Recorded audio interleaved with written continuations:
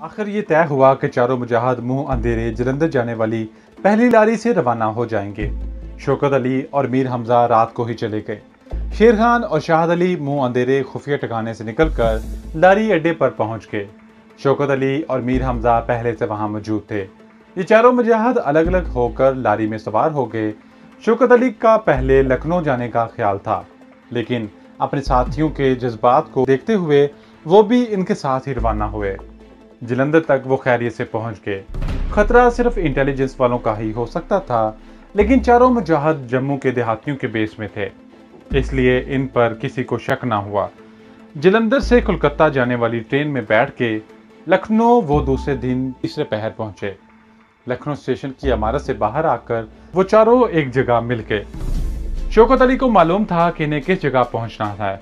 इन्होंने एक टैक्सी ली और दरिया गोमती का पुल अबूर करके एक खास इलाके में गुजरते हुए एक जगह आकर इन्होंने टैक्सी छोड़ दी और पैदल रवाना हो गए। इस इलाके का भी हम तफसील से जिक्र नहीं करेंगे और नहीं बताएंगे कि यह इलाका लखनऊ का कौन सा इलाका था। वीडियो में आगे बढ़ने से पहले तमाम दोस्तों से गुजारिश है कि वो चैनल को सब्सक्राइब कर लें और साथ ही लगे बेल आइकन को प्रेस कर लें ताकि हमारी नई आने वाली वीडियोस आपको बर वक्त मिल सके। और हमारी हौसला अफजाई के लिए वीडियो को ज़्यादा से ज़्यादा शेयर करें और कमेंट सेक्शन में अपनी राय का इजहार जरूर करें। एक पब्लिक कॉल ऑफिस से शौकत अली ने अपने खास मुजाहिद को, जो लखनऊ के खुफिया तंजीम का लीडर था, को फ़ोन किया और इसे बुलाया। 10 मिनट के बाद खुफिया तंजीम का लीडर, जिसका फर्जी नाम हम अशरफ रख लेते हैं, वहां अपनी जीप लेकर पहुंच गया। चारों मुजाहिद जीप में बैठे और जीप इनको लखनऊ वाले खुफिया ठिकाने की तरफ रवाना हो गई। वहां इन्हें 3 और मुजाहिद भी मिले। चाय की एक एक प्याली पीने के बाद इनकी अहम तरीन मीटिंग शुरू हो गई। सबसे पहले ये फैसला किया गया कि लखनऊ आने वाली और लखनऊ से जाने वाली मुख्तलिफ शहरों को अंदरून मुल्क जाने वाली परवाज़ों का चार्ट हासिल किया जाए और ये भी देखा जाए कि करीब तरीन परवाज़ों में जिन मुसाफिरों की बुकिंग हो चुकी है, इनमें से कोई अहम शख्सियत तो नहीं है। मीर हमजा दूसरे रोज़ लखनऊ के एयरपोर्ट पर गया और वहां अपने पुराने साथियों से मुलाकात की।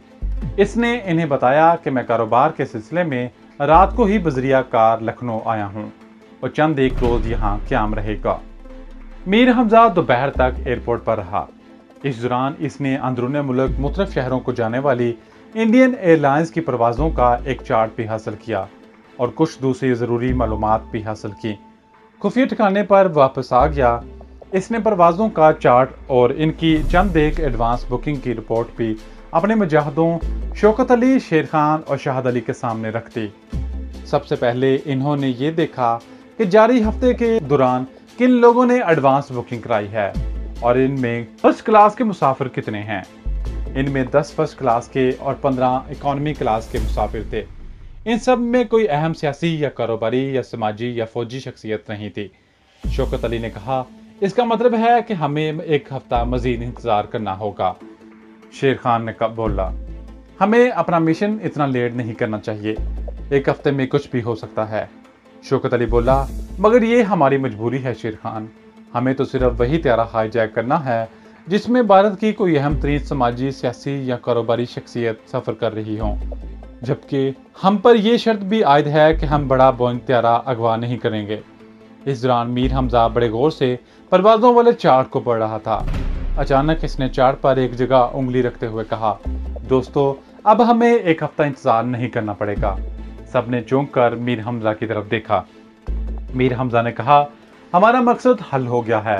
ये देखो, 4 दिन बाद सुबह की परवाज़ AT 310 में लखनऊ गर्ल्स कॉलेज की 30 लड़कियों का एक ग्रुप तालीमी सियासी दौरे पर मुंबई जा रहा है। ये ग्रुप एक एयर बस में सफ़र कर रहा है जो बोइंग के मुकाबले में छोटा त्यारा होता है और इसमें मुसाफिरों की गुंजाइश भी कम होती है। हम इस त्यारे को हाईजैक करेंगे। गवर्नमेंट कॉलेज लखनऊ की लड़कियां आमतौर पर आला घरानों से ताल्लुक़ रखती हैं।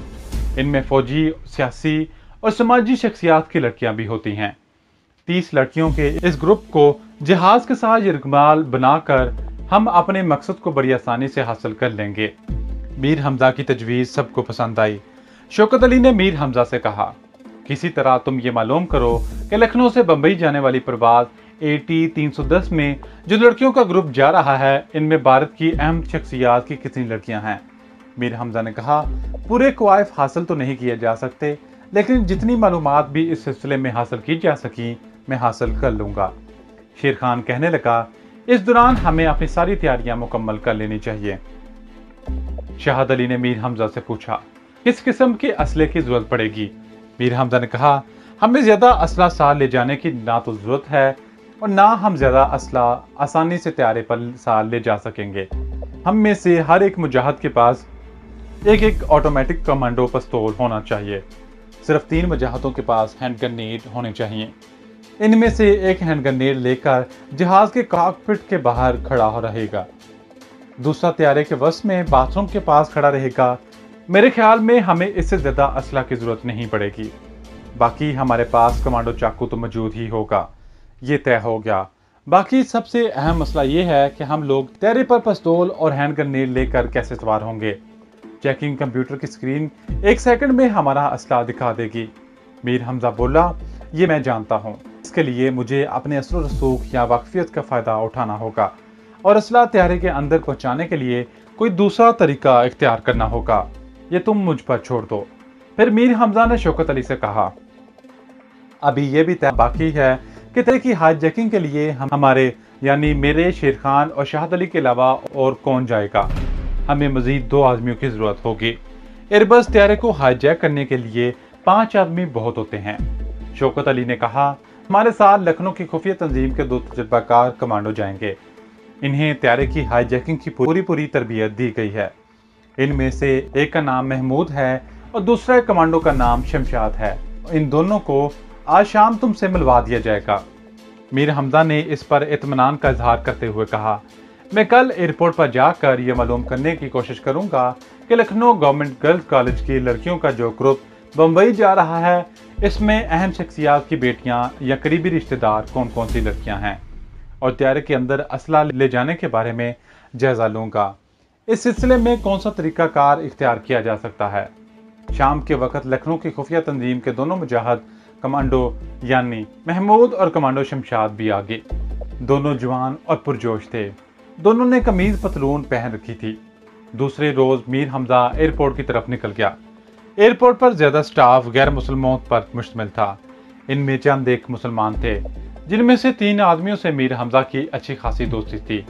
एक सिर्फ वजाहत अली को मालूम था कि मीर हमजा बम्बई में कारोबार वगैरह नहीं करता, बल्कि खास तौर पर जहाद कश्मीर के महाज पर भारतीय फौज के खिलाफ तहरीक आज़ादी कश्मीर की जंग लड़ रहा है। लेकिन ये राज वजाहत अली ने अपने तक ही रखा हुआ था। मीर हमजा ने इसे एतमाद में ले लिया हुआ था। बता दिया था कि वो लोग इंडियन एयरलाइंस का तैयारा अगवा करके हुर्रियत कॉन्फ्रेंस के अहम तरीन लीडर ख्वाजा असदुल्ला को जेल से निकालना चाहते हैं। चनाचा इस रोज मीर हमजा इसे जाकर मिला तो वो कस्टम्स के सेक्शन में अपनी ड्यूटी पर मौजूद था। इसने मीर हमजा को देखा तो इशारे से ऊपर दूसरी मंजिल पर कैंटीन में जाने के लिए कहा। मीर हमजा एयरपोर्ट की कैंटीन में आकर कोने में बैठ गया, जो दूसरी मंजिल पर वाक़या थी। थोड़ी देर के बाद वजाहत भी आ गया। इधर उधर की बातों के बाद मीर हमजा ने 3 दिन बाद लखनऊ से बम्बई जाने वाली परवाज नंबर AT-310 में के बारे में राजदारी से पूछा। वजाहत, हमें इस परवाज के बारे में कुछ मालूमात चाहिए। इस परवाज में सफ़र करने वाले बाज़ मुसाफिरों के बारे में जो चार्ट तुमने हमें दिया था, इससे मालूम हुआ है कि इस परवाज में लखनऊ गवर्नमेंट गर्ल्स कॉलेज की 30 लड़कियों का एक ग्रुप भी बम्बई जा रहा है। क्या किसी तरह हमें ये पता चल सकता है कि इन लड़कियों में कोई किसी फौजी या सिविल ऑफिसर की बेटी या रिश्तेदार हैं? वजाहत अली ने कोई जवाब ना दिया, खामोश रहा। लड़का चाय लेकर आ गया। इसने चाय प्यालियों में डाली और एक प्याली मीर हमजा के आगे सरकाते हुए बोला, ये मैं तुम्हें यहाँ नहीं बता सकता। मुझे इसके लिए ऑफिस में जाकर मुसाफिरों की पूरी फहरिस्त वाली फाइल देखनी पड़ेगी। तुम ऐसा करो कि शाम को 5 बजे एम्पीरियल कॉलेज हाउस में मेरा इंतजार करना। मैं वहाँ पहुँच जाऊँगा। यहाँ हमारा ज़्यादा देर मेरे साथ रहना ठीक नहीं। मीर हमजा बोला, दूसरी अहम बात जो तुमसे करनी है, इसका ताल्लुक इस थोड़े से असले से है। हम साथ लेकर तैयारे में सवार होंगे। वजाहत अली ने मीर हमजा को खामोश रहने का इशारा किया और आहिस्ता से कहा, इस मसले पर भी शाम को बात होगी। अब तुम जाओ, शाम को मिलेंगे। मीर हमजा उठकर एयरपोर्ट से वापस अपने खुफिया ठिकाने पर आ गया और अपने साथियों शेर खान, शाहद अली और शौकत अली को रिपोर्ट की। शेर खान ने कहा, मीर हमजा भाई, क्या तुम्हारा ये दोस्त भरोसे का आदमी है? कहीं ऐसा ना हो कि इस वजह से हम सारे पुलिस के हत्थे चढ़ जाएं। मीर हमजा कहने लगा, मुझे इस पर पूरा भरोसा तो नहीं है और इस किस्म के मामलात में बाहर के किसी आदमी पर भरोसा किया भी नहीं जा सकता। फिर भी मुझे 99% यकीन है कि वजाहत अली हमें धोखा नहीं देगा। वैसे भी हमें किसी न किसी पर तो भरोसा करना ही पड़ेगा। शौकत अली बोला, बहरहाल शाम को तुम इससे बात करके देखो कि वो क्या कहता है, क्योंकि असले के साथ जहाज पर सवार होने का है। शाम को ठीक वक्त पर मीर हमजा लखनऊ के मॉडर्न इंपीरियल कॉफी हाउस पहुंच गया। वजाहत अली 15 मिनट बाद आया। गुफ्तगू शुरू हो गई। वजाहत अली कहने लगा, तुम खुद अच्छी तरह से जानते हो कि इस मामले में सिर्फ मेरी नौकरी के खजाने का खतरा ही नहीं, बल्कि हाईजैकिंग की साजिश में शरीक होने के जुर्म में मुझे मौत की सजा भी दी जा सकती है। मीर हमजा ने कहा, ये मत समझना कि मुझे ये एहसास नहीं है कि तुम आज़ादी कश्मीर की खातर कितना बड़ा खतरा मोल ले रहे हो। हम सबको इसका पूरा एहसास है, लेकिन हमें यह भी मालूम है हमारी तरह तुम्हारा दिल भी इस्लाम की शमा रोशन से और इस्लाम और कश्मीर के मजलूम मुसलमानों को इनका हक आज़ादी दिलाने के लिए तुम भी हमारी तरह अपनी जान कुर्बान कर सकते हो, क्योंकि तुम्हारे अंदर का गयूर मुसलमान जिंदा है।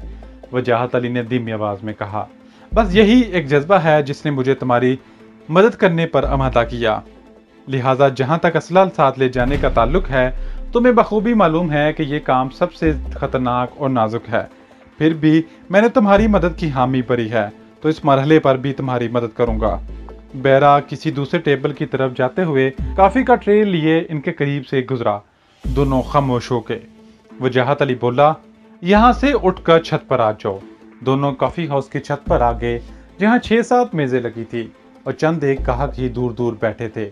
वजाहत अली और मीर हमजा एक कोने में जाकर बैठ गए। वजाहत अली कहने लगा, इसके सिवा दूसरी कोई तरकीब नहीं है। तुम लोगों का असला अगर वो मुख्तस है तो अपने सर्विस किट में छुपा कर अंदर ले जाऊं। हमारी स्क्रीन चेकिंग नहीं होती। सिक्योरिटी गार्ड अचानक मेरी किट खुलवा कर देख ले तो देख ले, लेकिन ऐसा कभी हुआ नहीं और ना होने की उम्मीद है। तुम लोग अपने साथ किस किस्म का और कितनी तादाद में असला साथ ले जाना चाहते हो? मीर हमजा कहने लगा, हमारे पास बड़ा मुख्तसर असला होगा। हम 5 मुजाहिद होंगे, हर एक के पास एक एक कमांडो चाकू, एक एक ऑटोमेटिक पिस्तौल और 3 दस्ती बम होंगे, बस। वजाहत अली बोला, तुम्हें कमांडो चाकू ले जाने की जरूरत नहीं है, पिस्तौल ही काफ़ी होंगे। ऐसा करो ना कि जिस रोज़ तुम्हें जहाज़ में सवार होना होगा तुम एक रात पहले मेरे मकान पर आकर असला छुपा कर चले जाना। मैं अपनी सर्विस किट में छुपा लूँगा और दूसरे दिन अपने साथ एयरपोर्ट पर ले जाऊँगा। ये बताओ कि क्या तुम लोगों ने AT-310 परवाज एयरबस को हाईजैक करने का फैसला किया है? अगर इस परवाज पर जो लड़कियां जा रही हैं इनमें मुल्क की फौजी अफसर या किसी बड़े सिविल अफसर की बेटी भी शामिल है, तो हम इसी जहाज़ को हाईजैक करेंगे, क्योंकि इन लड़कियों की वजह से हम भारत सरकार पर भरपूर दबाव डालकर अपने लीडर की रिहाई का मुतालबा तय कर सकते हैं। तुम इन लड़कियों के बारे में क्या मालूमात लाए हो? वजाहत अली ने कहा, मेरी मालूमात के मुताबिक लखनऊ गवर्नमेंट गर्ल्स कॉलेज की इन 30 लड़कियों में से 4 लड़कियों का ताल्लुक फौजी घराने से है और 3 लड़कियां मुख्तलिफ सरकारी अफसरों की बेटियां हैं। बस हम यही चाहते हैं। मीर हमजा बोला, अब ये तय समझो कि हम परवाज नंबर AT-310 की एयरबस को ही अगवा करेंगे। हमें इसमें 5 नशिस्तों की इकॉनमी क्लास रिजर्वेशन भी करवानी होगी। वजाहत अली बोला, वो हो जाएगी, क्योंकि जहाज में बहुत सी नशिस्तें फालतू पड़ी हैं। अब ऐसा है कि ये एयरबस 3 दिन बाद सुबह 7:30 पर लखनऊ से रवाना होगी। इसका रूट लखनऊ से भोपाल और बम्बई है। तुम कल दिन में ऑफिस टाइम के वक्त रिजर्वेशन ऑफिस में जाकर नशिस्तों की रिजर्वेशन करवा लेना। इसके बाद तुम मुझे फ़ोन कर देना, फिर मैं तुम्हें बताऊंगा कि तुम्हें असला लेकर किस वक्त मेरे मकान पर आना होगा। ठीक है, मीर हमजा ने कहा। इसके बाद मीर हमजा वापस आ गया।